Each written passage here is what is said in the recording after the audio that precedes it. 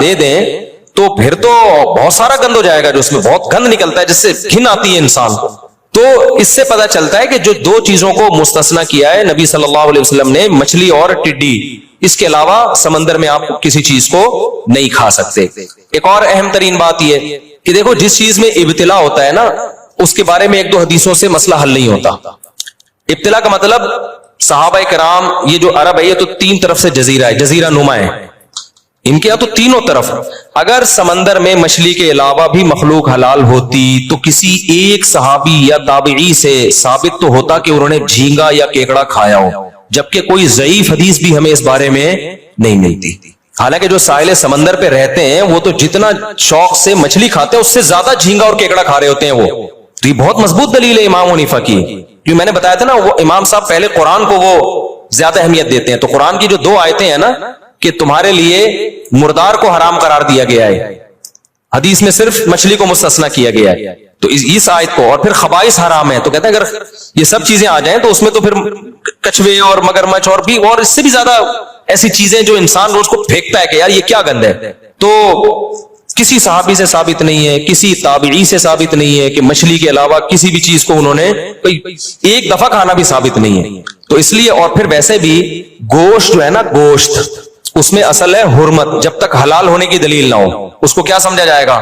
حرام سمجھا جائے گا، جب تک حلال ہونے کی دلیل نہ ہو. تو سمندر کی دیگر جتنی مخلوق ہے اگر دلائل اس میں ٹکرا رہے ہیں کہ پتہ نہیں حلال ہے حرام ہے، تو جب تک حلال ہونے کی واضح دلیل نہیں ہوگی شریعت کے اصول کے مطابق اس کو حرام ہی سمجھا جائے گا، کیونکہ گوشت میں شریعت نے احتیاط کا حکم دیا. اس کی مثال ایسے ہے کہ جیسے آپ نے کسی جانور کو اللہ کا نام لے کے شکار کیا، گولی لگی اور ادھر سے کسی کتے نے بھی آگے مار دیا اس کو. اب آپ کو نہیں پتا چل رہا کہ یہ آپ کی تیر کی مثال دے رہا ہوں میں، زیادہ بہتر ہے کہ آپ کے تیر سے یہ مرا ہے یا کتے کے کاٹنے سے مرا ہے، تو وہ حرام ہے آپ کے لیے، کیونکہ اس میں کیا پیدا ہو گیا؟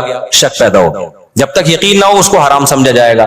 اب اسلامی ملکوں میں چونکہ سب مسلمان ہی ہیں تو وہاں تو شک کرنے کی ضرورت نہیں ہے. غیر مسلم ملک میں ہم کہتے ہیں کہ اگر آپ کے پاس ذبیحہ آیا تو آپ اس بیس پہ نہیں کھا سکتے. کوئی گوشت آیا، ذبیحہ نہیں، گوشت آیا آپ کے پاس، آپ امریکہ میں، تھائی لینڈ میں کہیں تھے، گوشت پکا کے لے آیا کوئی غیر مسلم، امکان تو ہے ہو سکتا ہے کسی مسلمان سے ذبح کرایا ہو، لیکن اس امکان کی بیس پہ آپ کھا سکتے اس کو؟ نہ، آپ تحقیق کرو گے بھائی کیسے کسی مسلمان سے ذبح کرایا کہ نہیں کرایا، اور اگر وہ خبر دیتا ہے تو اس کی خبر پر بھی اعتماد نہیں ہے. کوئی حلال سرٹیفکیٹ دکھاؤ، کوئی ادارہ دکھاؤ. اس لیے ہم کہتے ہیں غیر مسلم کنٹری میں تحقیق کرنی پڑے گی آپ کو. تو اس سے پتہ چلتا ہے کہ گوشت میں اصل یہ کہ وہ حرام ہے جب تک حلال ہونے کی دلیل نہ ہو. نباتات میں اصل یہ کہ حلال ہیں جب تک حرام ہونے کی دلیل نہ ہو، کیونکہ نباتات ہر قسم کے کھا سکتے ہیں.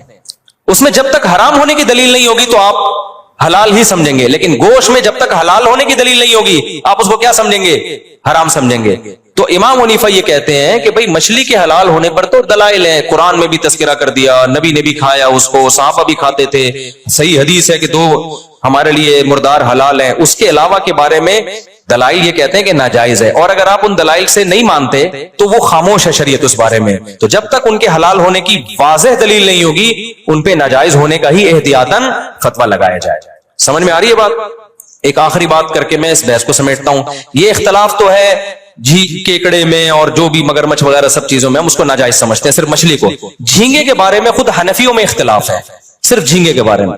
وہ اس اختلاف کی بیس یہ ہے کہ جیسے حضرت مفتی تقی عثمانی صاحب وہ جھینگے کو جائز کہتے ہیں، حالانکہ وہ فقہ حنفی ہی کو فالو کرتے ہیں. وہ جائز اس بیس پہ کہتے ہیں کہ یہ مچھلی ہی کی ایک قسم ہے، سمندر کی مچھلی حلال ہے یا نہیں ہے. تو اب وہ کہتے ہیں کہ یہ کس کی قسم ہے؟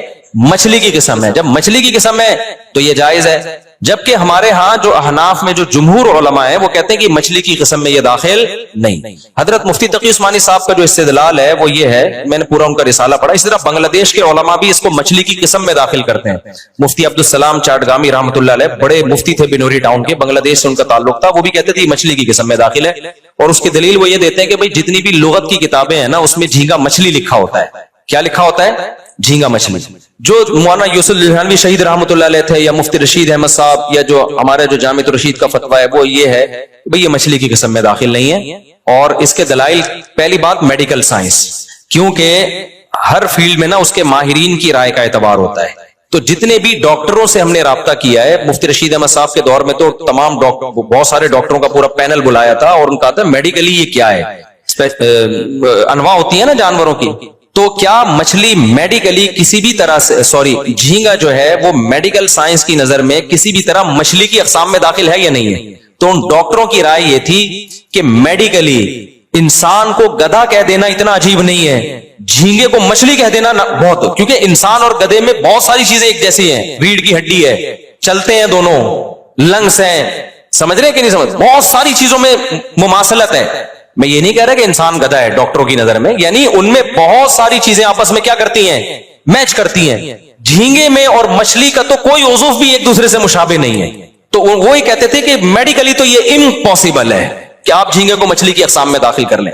حضرت اقدس حضرت مفتی تقی عثمانی صاحب اس کا جواب یہ دیتے ہیں کہ بھائی ہمیں اتنی پیچیدگی میں میڈیکلی جانے کی ضرورت نہیں، اور عرف میں اگر اس کو مچھلی سمجھا جاتا ہے تو ہم کیا سمجھیں گے، مچھلی. تو عرف میں تو لکھا ہوا ہے، یعنی وہ میڈیکل سائنس پہ وہ کہہ رہے ہیں اس کا مدار نہیں ہوگا، بلکہ اس کا مدار ہوگا ڈکشنری میں، لغت میں اس کو مچھلی لکھا گیا ہے، تو اب اتنی پیچیدگی کی کیا ضرورت ہے، گنجائش کا پہلو دو لوگوں کو. لیکن اس کا جواب یہ ہے کہ لغت میں جو حضرت مفتی رشید احمد صاحب نے اس کا جواب دیا ہے ان کے رسالے کا، کہ لغت میں مچھلی لکھنے سے یہ کہہ دینا کہ عرف میں مچھلی سمجھا جاتا ہے یہ ٹھیک نہیں ہے، کیونکہ لغت میں تو سمندری گھوڑا بھی ہے، تو کیا ہم اس کو گھوڑے کی اقسام میں داخل کر لیں گے؟ لغت تو یہ دیکھتی ہے کہ ذرا سی بھی مناسبت ہونا تو اس کو کوئی نام دے دیا جائے. عرف میں جھینگے کو مچھلی سمجھا بھی نہیں جاتا. میں اگر آپ سے کہتا ہوں کہ جاؤ مچھلی لے کر آؤ تو کوئی جھینگا لے کر آئے گا؟ میں اگر قسم اٹھاتا ہوں کہ اللہ کی قسم، میں نے خدا کی قسم میں مچھلی نہیں کھاؤں گا، اگر جھینگا کھا لے گا تو اس کی قسم نہیں ٹوٹے گی، کیونکہ اس نے مچھلی نہیں. عرف میں یہی یعنی مفتی بھی کہے گا کہ تم کیا سمجھ رہے تھے جھینگا اس میں داخل، وہ کہے گا نہیں میں تو جھینگا کھایا، مچھلی تھوڑی کھائی ہے میں نے. تو اس سے پتہ چلتا ہے کہ عرف میں بھی اس کو مچھلی نہیں سمجھا جاتا. تو اس لیے ہماری رائے میں اس کے یہ والے جو دلائل ہے نا کہ مچھلی کی اقسام میں نہیں ہے، یہ دلائل کی دنیا میں بہت مضبوط ہے. البتہ ایک چھوٹ میں لوگوں کو دیتا ہوں، میں یہ کہتا ہوں فقہا ہی کا ایک اصول ہے کہ جس چیز میں ابتلا بہت زیادہ ہو جائے، جس چیز میں ابتلا سمجھتے ہیں بہت زیادہ لوگ مبتلا ہو جائیں. ابے مبتلا گاڑا لفظ ہے، کوئی مبتلا بھی بھول گئے ہیں نا لوگ، انگلش میں کیا کہیں گے مبتلا کو. ایک چیز کا رواج بہت زیادہ ہو گیا ہو تو خود فقہ حنفی ہی کا اصول ہے کہ اگر اسلام میں اس کی کوئی گنجائش دوسرے فقہ میں ملتی ہے اور وہ چیز سوسائٹی میں بہت زیادہ پھیل گئی ہے تو اس کے پھر اس علاقے میں جہاں وہ بہت زیادہ پھیل گئی ہو پوری قوم سے چھڑوانا ناممکن ہو تو دوسرے فقہ پہ فتویٰ دینے کی گنجائش. یہاں ہمارے ہاں جھینگے کا بہت زیادہ رواج نارملی نہیں ہے، بنگلہ دیش میں بہت زیادہ رواج ہے، وہ صدیوں سے کھاتے آ رہے ہیں، حالانکہ وہ ٹوٹلی فقہ حنفی کو فالو کرتے ہیں بنگلہ دیش. تو میں وہاں بنگلہ دیش میں کے لیے کہتا ہوں کہ یار اب ان کو یہ کہنا کہ جھینگا چھوڑ دو، وہ دنیا چھوڑ دیں گے، جھینگا نہیں چھوڑیں گے وہ. تو میں بنگلہ دیش کے علماء سے کہتا ہوں کہ فقہ حنفی کو چینج نہ کرو، فقہ حنفی میں تو جائز نہیں ہے، لیکن فقہ حنفی میں ہی ایک اصول ہے حضرات فقہا کا کہ اگر ابتلا کسی چیز میں بہت زیادہ ہو جائے اور لوگوں سے وہ عادت چھڑوانا ممکن نہ ہو تو پھر یہ ضرورت ہے، تو ضرورت میں امام شافعی کے قول پہ فتویٰ دیا جا سکتا ہے. تو صرف جھینگے کی کیکڑے کی طرف نہ جاؤ، مگرمچھ کے انڈے مت کھاؤ، کچھوے کے انڈے مت کھاؤ، اور جو سمندر سے آڑی ترجی چیزیں نکل رہی ہیں وہ مت کھاؤ. صرف جھینگے کی حد تک بنگلہ دیش میں گنجائش دی جا سکتی ہے، وہ صدیوں سے کھاتے آ رہے ہیں، ان کو چھڑوانا دنیا چھوڑ دیں گے، وہ جھینگا نہیں چھوڑیں گے.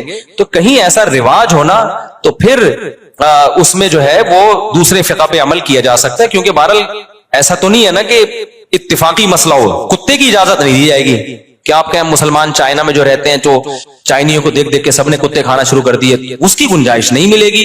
وجہ اس کی یہ کتا سب کے نزدیک کیا ہے، حرام ہے. لیکن جہاں علماء مجتہدین ہی کا اختلاف آ جائے، ائمہ اربعہ ہی کا اختلاف آ جائے، چاروں اماموں کا اختلاف آ جائے، چونکہ ان اماموں کو بھی ہم بڑی ویلیو دیتے ہیں، تو ہم یہ کہتے ہیں کہ اگر کسی علاقے میں بہت زیادہ رواج پڑ گیا ہے تو اس کو چھوڑنا ممکن نہیں ہے، تو بھائی اس اختلاف کا فائدہ ایسی جگہ پہ اٹھایا جا سکتا ہے. اس کی ایک مثال دے دوں کہ اگر کسی عورت کا شوہر مارکیٹ سے شارٹ ہو گیا، گم ہو گیا، پتہ ہی نہیں کہ سالوں نے اٹھایا ہے یا پولیس نے اٹھایا ہے یا کہاں ہے، یا 1 سال ہو گیا، 2 سال ہو گیا، 3 سال ہو گئے، 4 سال ہو گئے، تو فقہ حنفی، فقہ شافعی، فقہ حنبلی، تینوں فقہ میں جب تک اس کی موت کا 100% یقین نہیں ہو جاتا عورت کہیں اور شادی بولو نہیں کر سکتی. کسی کے نکاح میں جب تک یقین نہیں ہوگا ہم کیسے، اور یقین ہوتا ہے 100 سال کے بعد جا کے، 99 سال کے بعد جا کے، تو 99 سال میں رہ گیا وہ خود ہو سکتا ہے مر جائے، اس وجہ میں کہ نہیں کر سکتی وہ 99 سال ایک تعبیر ہے کہ 99 سال تک نہیں، مطلب یہ کہ نہیں کر سکتی. اب ہوا یہ تھا ہندوستان میں ہندو بلوائی آتے تھے، بہت سارے مسلمانوں کو کاٹ کے چلے جاتے تھے، اس میں لاکھوں مسلمان لاپتہ ہو گئے. جب یہ ظلم ہوا ہے نا ہندوستان میں، اب بھی ہوتا رہتا ہے، ہزاروں عورتیں کا پتہ ہی نہیں کہ ان کا شوہر زندہ ہے کہ مر گیا. تو اب ایسی شدید ضرورت کے موقع پر ایک دو عورتوں کا مسئلہ تھوڑی تھا, ایک بلوا ہو گیا نا, عموم بلوا, ابتلا پھیل بہت زیادہ ہو. تو پھر مولانا شریف تھانوی رحمۃ اللہ علیہ اور جتنے بھی ہمارے دیوبند کے علماء ہیں انہوں نے مجلس کی, انہوں نے کہا کہ اگر ہم فقہ حنفی پہ رکھیں گے, یہ تو ہزاروں عورتوں کو ان کا پتہ ہی نہیں چل رہا شوہر زندہ ہے مر گیا ہے. تو پھر فقہ مالکیہ کو لیا گیا ایسی شدید ضرورت کے موقع پہ. ہم کہتے ہیں عوام کے لیے جائز نہیں کہ خود ہی چھلانگے مارے, علماء خود سمجھتے ہیں کہ کس موقع پر دوسرے فقہ پہ فتویٰ دینے کی گنجائش ہے. تو خود علماء نے قائل کیا, بیٹھے اجلاس ہوئے, تو پھر فقہ مالکیہ پہ فتویٰ دیا گیا بھئی ایسی شدید ضرورت میں ہزاروں عورتوں کا مستقبل داؤ پہ لگ رہا ہے. تو فقہ مالکیہ میں یہ ہے کہ عورت 4 سال انتظار کرے, کیس کرے عدالت میں, جج یہ سمجھتے ہیں کہ مارکیٹ میں مل نہیں رہا شوہر, تو پھر وہ اس کا نکاح عدالت ختم کر کے کہیں اور نکاح کرا دے گی. پھر پرانا والا شوہر اگر مل گیا تو مالکی فقہ میں تو ہے کہ نئے والے کے ساتھ ہی رہے گی, لیکن فقہ حنفی میں علماء نے کہا ہم نے چونکہ ضرورت کی وقت کی حد تک لیا ہے, تو اب جب پرانا آ گیا ہے تو اب ضرورت کیا ہو گئی, ختم. اب یہ پرانے کے پاس جائے گی, نئے سے نکاح ختم کیا جائے گا اس کا. سمجھ رہے کہ نہیں سمجھ رہے؟ تو ضرورت کے وقت علماء خود گنجائش دیتے ہیں کہ بھائی, اور یہی اسلام کا ایک اختلاف کا ایک فائدہ ہے, ایک فلیکسیبلٹی رکھی ہے اللہ تعالیٰ نے تاکہ قیامت تک یہ دین اور مذہب چل سکے سوسائٹی کے حساب سے. تو خود سے یہ کام نہ کیا کریں پینترے بدلنے والا, لیکن علماء خود گنجائش دے دیتے ہیں جہاں ابتلا ہو, جہاں عادت چھڑوانا پاسبل ہی نہیں رہا تو گنجائش دے دیتے ہیں کہ بھائی کیکڑے کے بارے میں تو نہیں دیتے گنجائش, اسی طرح یہ مگرمچھ کے انڈے منڈے نہیں کھائیں آپ, ٹھیک ہے نا, لیکن جھینگے کے بارے میں خود حنفی علماء گنجائش دے دیتے ہیں کہ اگر کہیں ابتلا بہت زیادہ ہے تو بھائی اس پہ زیادہ شدت مت کرو, کھانے دو اس کو, امام شافعی کے قول کو لینے دو اس کو. میرا معمول یہ ہے کہ میں نہیں کھاتا جھینگا, کیونکہ مجھے کیا ضرورت ہے بھائی, جیسیوں کم چیزیں, مچھلی کی 100 اقسام ہے, وہ پہلے کھا کے فارغ ہو جائیں تو جھینگے کے بارے میں سوچیں گے. لیکن اگر کوئی میرے سامنے بیٹھ کے کھا رہا ہو تو میں اس کو کچھ کہتا بھی نہیں ہوں, کیونکہ بہرحال علماء حنفیہ میں ہی اختلاف ہے, تو آپ کیوں اپنی رائے دوسرے پہ تھوپ رہے ہو. تو بہت سے لوگ ڈھٹائی کے ساتھ مجھے منہ چڑھا چڑھا کے جھینگے کھا رہے ہوتے ہیں میرے سامنے, تو میں اپنی رائے تھوپتا نہیں ہوں, تو کہتا ہوں کھانے دو, اب اختلاف ہے اس میں کیا کریں, کھا رہے تو کھانے دو. ایسا نہ ہو کہ اب آپ کھانا چھوڑیں تو جا کے ہر ایک کو ٹارچر کرنا شروع کر دیں. تو اختلافی چیز ہے تو اس کو ہلکا پھلکا ہی رہنے دیں, احتیاط خود کریں آپ.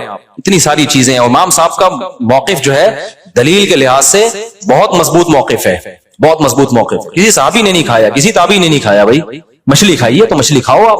تو خلاصہ یہ نکلا کہ اگر کوئی میرے سامنے بیٹھ کے کتا کھائے گا وہ میں نہیں کھانے دوں گا, میں کہ تیری رائے تو ادھر بیٹھ کے کھا. جھینگا کھائے گا تو چونکہ اختلافی مسئلہ ہے اس کو میں کھانے دوں گا, مجھے کھلانے کی کوشش کرے گا تو میں نہیں کھاؤں گا.